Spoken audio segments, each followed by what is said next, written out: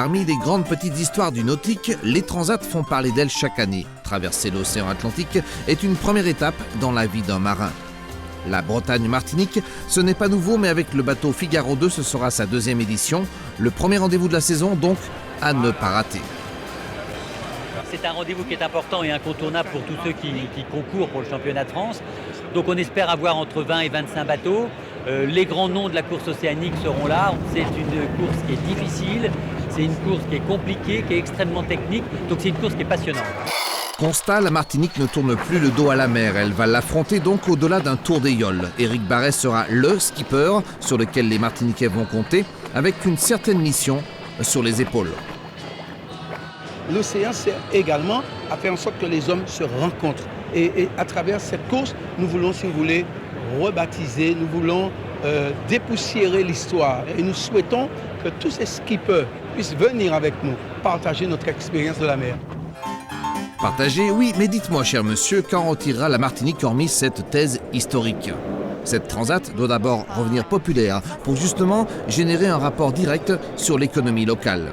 Sur la dernière transat Bénodet-Martinique, on a commencé à avoir des petites demandes pour l'arrivée de la course. Malheureusement, il ne faisait pas très beau.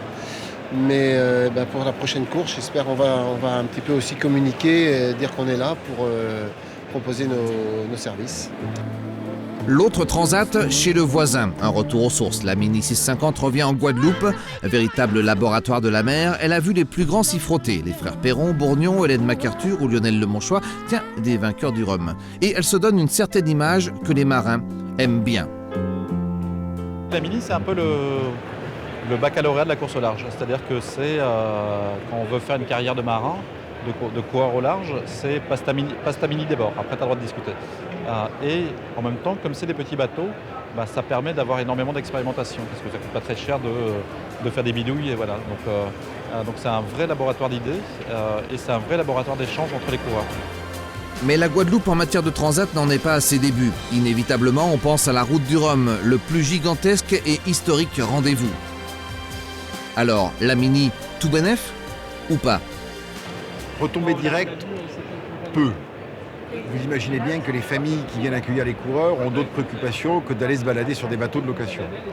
Mais par contre, on participe à l'effort marketing de la Guadeloupe. Ça enfin positionne la Guadeloupe comme une destination nautique, chose qui nous a manqué dans les 25 dernières années.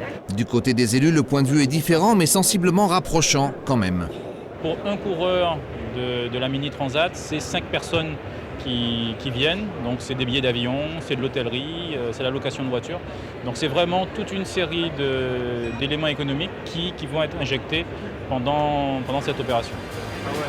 Homme libre, toujours tu chériras la mer. Baudelaire était-il visionnaire? 2013 nous promet 2 belles transats.